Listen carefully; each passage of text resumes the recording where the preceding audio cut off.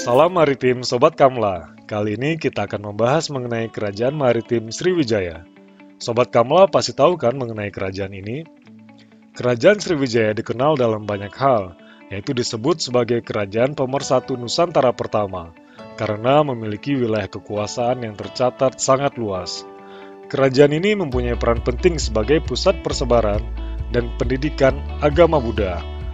Dan kerajaan ini juga dikenal sebagai kerajaan maritim, karena memiliki armada laut yang tangguh. Memang tidak ada catatan yang jelas mengenai kapan berdirinya Kerajaan Sriwijaya. Akan tetapi, jejak sejarahnya dapat ditemukan dari berbagai sumber. Yang pertama, yaitu perjalanan Ising, seorang pendeta Tiongkok yang menuliskan bahwa ia tinggal selama 6 bulan di Sriwijaya pada 671 Masehi. Selanjutnya melalui catatan pada prasasti Kedukan Bukit, yang pada 682 Masehi mencatat nama seorang raja Sriwijaya, yaitu Dapunta Hyang.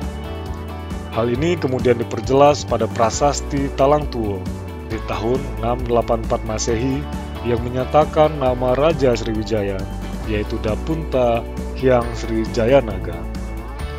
Adapun rekam silsilah raja-raja Sriwijaya dapat ditemukan di berbagai sumber. Pada video ini kami sampaikan nama-nama raja yang tertulis pada prasasti.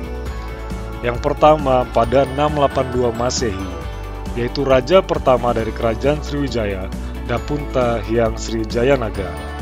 Dan selanjutnya seorang raja yang amat terkenal akan kejayaannya, yaitu Bala Putra Dewa yang tercatat pada 860 Masehi. Kenapa Kerajaan Sriwijaya disebut sebagai kerajaan maritim? Ada banyak alasan. Pertama, Kerajaan Sriwijaya memiliki daerah kekuasaan yang luas. Kerajaan Sriwijaya terdiri dari banyak pulau, walaupun tidak secara keseluruhan, namun satu wilayah dengan wilayah lainnya dipisahkan oleh lautan atau selat. Angkatan Laut Sriwijaya berhasil merebut satu demi satu bagian dari pulau-pulau tersebut. Satu demi satu wilayah tersebut berhasil ditaklukkan dan dikuasai oleh Kerajaan Sriwijaya. Keberadaan pulau-pulau inilah yang memperkuat kemaritiman kerajaan ini. Apalagi dari waktu ke waktu, Angkatan Lautnya berhasil menaklukkan semakin banyak pulau-pulau tersebut. Hasilnya tentu saja, wilayah kekuasaan Kerajaan Sriwijaya yang semakin meluas. Yang kedua, Kerajaan Sriwijaya menguasai daerah pesisir. Kebanyakan daerah-daerah yang dikuasai oleh Kerajaan Sriwijaya berada di dekat perairan. Daerah pesisir atau pinggir laut atau wilayah yang berada di tepi sungai-sungai besar. Hal ini tentunya membuat wilayah kekuasaan yang juga lebih besar, kawasan perairannya dibandingkan daratannya. Ini adalah salah satu karakteristik yang merupakan salah satu kategori sebuah kekuasaan disebut sebagai maritim. Lalu yang ketiga, Kerajaan Sriwijaya menguasai ekonomi maritim. Perdagangan dan pemberdayaan Angkatan Laut Kerajaan Sriwijaya menjadi kegiatan pokok yang dilakukan oleh Kerajaan Sriwijaya. Hal ini berkaitan dengan tujuan mereka untuk mengokohkan monopoli perdagangan mereka dalam menguasai pasar yang semakin luas. Sementara, perluasan wilayah kekuasaan sebagai jalan untuk melancarkan strategi perdagangan hasil bumi yang menjadi sumber ekonomi utama Kerajaan Sriwijaya. Dengan begitu dapat dikatakan bahwa kehidupan rakyat maupun Raja Sriwijaya sangat bergantung pada hasil kelautan. Yang keempat tentunya, Kerajaan Sriwijaya memiliki armada laut yang kuat. Sriwijaya mengandalkan hegemoni kekuatan armada laut untuk menguasai jalur pelayaran, perdagangan, dan membangun pangkalan armadanya yang strategis untuk melindungi kapal-kapal dagang, memungut cukai dan menjaga wilayah kedaulatan dan kekuasaannya. Lalu selanjutnya ada beberapa analisis strategi terhadap kemajuan Kerajaan Sriwijaya, yaitu pertama, Kerajaan Sriwijaya mengirimkan perwakilan serata bangsawan ke beberapa wilayah. Yang kedua, kerajaan ini mendirikan benteng-benteng di titik-titik strategis.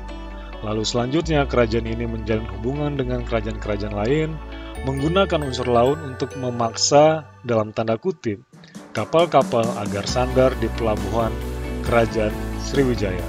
Lalu, kerajaan ini menangkal ancaman bajak laut agar pengguna laut merasa aman. Dan juga, Kerajaan Sriwijaya menguasai selat-selat strategis untuk memajukan ekonomi Kerajaan Sriwijaya. Lalu berselang kejayaan kerajaan ini tentu mengalami kemunduran. Adapun analisis kemunduran kerajaan Sriwijaya diantaranya disebabkan oleh: pertama, terjadinya serangan kerajaan-kerajaan lain seperti Kola Mandala, Majapahit, Melayu, dan Singosari. Yang kedua, munculnya ketidaksepahaman terhadap kerajaan Sriwijaya sehingga muncul pemberontakan.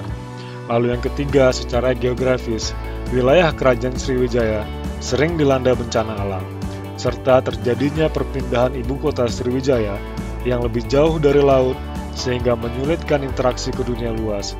Akibatnya banyak kapal yang tidak bersandar ke pelabuhan tersebut dan menurunkan aspek ekonomi maritim kerajaan Sriwijaya. Banyak peninggalan-peninggalan yang diwariskan oleh kerajaan ini, yaitu prasasti, arca, dan candi. Seperti yang kita kenal, terdapat beberapa prasasti, yaitu prasasti Kedukan Bukit, prasasti Telaga Batu, prasasti Talang Tuo, prasasti Kota Kapur, prasasti Karangberahi, dan Candi Muara Takus. Sekian informasi yang dapat kami sampaikan, semoga dapat bermanfaat. Terima kasih, sampai jumpa, salam maritim.